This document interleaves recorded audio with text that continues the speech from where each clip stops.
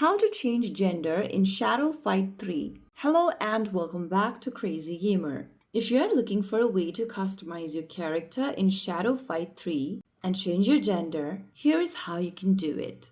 First of all, open the Shadow Fight 3 game on your device, and once you're inside this lobby screen, go ahead and click on the menu button at the top left corner. Now click on Profile from this expanded menu. On the next page, tap on your character's profile picture and it'll open up this Choose Appearance tab. To change your gender, go ahead and select one of these options from the top. You'll then be able to switch your gender with just a little tap. You can further customize your character by using the face type, hairstyle and hair color option. So there you have switched the gender of your character in Shadow Fight 3. To save the change, tap the save button at the bottom. It'll require you to spend 10 in-game currency. Just click on the save button to spend the currency and you'll be able to change your gender. So that is how it's done. If you found the video helpful, don't forget to like, share and subscribe to our channel. I will be back again in the next episode. Thank you for watching.